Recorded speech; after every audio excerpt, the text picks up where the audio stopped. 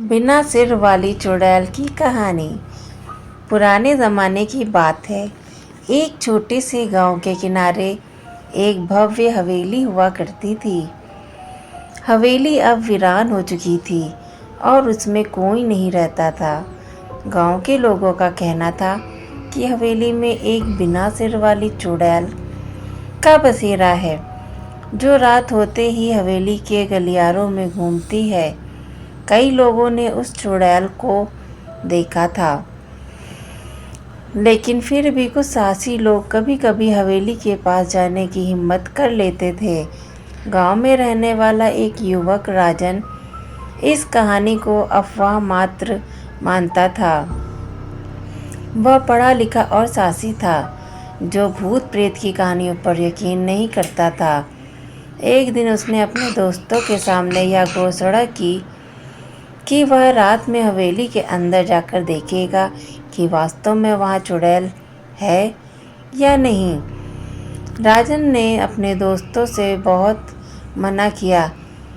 राजन के दोस्तों ने उसे बहुत मना किया, लेकिन उसने किसी की न सुनी।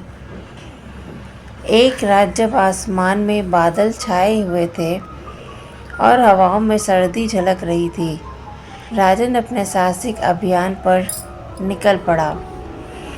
उसने टार्च और एक लाठी ली और सीधे हवेली की ओर बढ़ गया।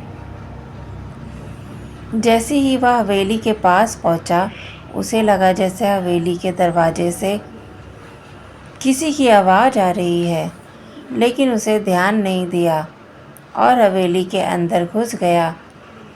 हवेली के अंदर का माहौल बहुत भयानक था। जगह जगह धूल जमी हुई थी और हवेली की दीवारों पर मकड़ियों के जाले लटके हुए थे। राजन धीरे धीरे गलियारों से होता हुआ एक बड़े हॉल में पहुंचा, जहां सब कुछ टूटा फूटा पड़ा हुआ था। अचानक उसे एक ठंडी हवा का झोंका महसूस हुआ और उसने पीछे से किसी के आने की आवाज़ सुनी। उसने तुरंत मुड़कर देखा तो वहाँ कोई नहीं था। उसने सोचा कि पता नहीं क्या है। उसे थोड़ा डर लगने लगा, लेकिन उसने खुद को संभाला और आगे बढ़ता रहा। जैसे ही वह हॉल में बीच में पहुंचा, टार्च की रोशनी में एक परछाई दिखी। वह परछाई बहुत ही डरावनी थी। यह एक महिला की परछाई थी, लेकिन उसका सिर गायब था। राजन के दिल की धड़कनें तेज हो गईं। उसने समझा कि यह वही चुड़ैल है जिसके बारे में गांव के लोग कहते हैं। अचानक बिना सिर वाली चुड़ैल ने जोर से चिल्लाना शुरू कर दिया। उसकी आवाज़ इतनी भयानक थी कि राजन की टार्च उसके हाथों से छूट गई और अंधेरा छा गया। वह चुड़ैल राजन की ओर बढ़ने लगी। राजन ने घबराकर पीछे हटने की कोशिश की, लेकिन उसका एक पैर पत्थर से टकरा गया और वह गिर पड़ा। चुड़ैल उसके करीब आ गई और उसने बिना सिर के अपने हाथों से राजन को पकड़ लिया।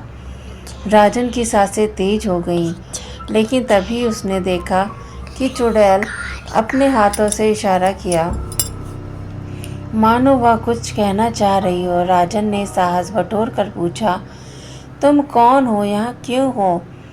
चुड़ैल ने इशारा किया, रोते हुए इशारा किया और एक पुरानी पेंटिंग की ओर इशारा किया जो दीवार पर टंगी हुई थी। राजन ने ध्यान से देखा और पाया कि पेंटिंग में वही महिला थी, लेकिन उसका सिर था और वह खुश दिख रही थी। पेंटिंग के नीचे लिखा था, रुक्मणी देवी, इस हवेली की अंतिम मालकिन। राजन समझ गया कि यह चुड़ैल रुक्मणी देवी की आत्मा थी, जो किसी कारणवश शांति नहीं पा सकी थी।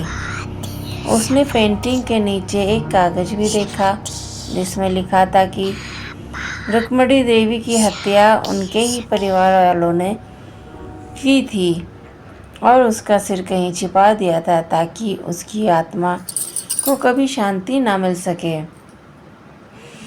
राजन ने ठान लिया कि वह रुक्मणी देवी के सिर को खोज कर उनकी आत्मा को शांति दिलाएगा। उसने पूरी हवेली की तलाश की और आखिरकार उसे पुराने संदूक में रुक्मणी देवी का सिर पाया। उसने सिर को पेंटिंग के पास रख दिया और दीपक जलाया। जैसे ही उसने ऐसा किया, चुड़ैल ने एक बार अंतिम आशीर्वाद की मुद्रा में हाथ उठाया और धीरे धीरे गायब हो गई। हवेली में अचानक शांति छा गई और राजन ने महसूस किया कि रुक्मणी देवी की आत्मा को अब शांति मिल चुकी है। उसके बाद राजन गांव लौट आया और सबको यह कहानी सुनाई। उस दिन के बाद हवेली में कभी किसी चुड़ैल को नहीं देखा। राजन की बहादुरी और समझदारी से एक भटकती आत्मा को मुक्ति दिलाई और गांव वालों को भी चैन की नींद दी। तो फ्रेंड्स, आपको ये चुड़ैल की कहानी कैसी लगी प्लीज़ कमेंट करिएगा। अच्छी हो तो एक लाइक कर दीजिएगा और चैनल सब्सक्राइब कर लीजिएगा। ऐसे ही मज़ेदार कहानियों के लिए चलते हैं, फिर मिलेंगे अगली कहानी में। Thank you for watching, bye bye.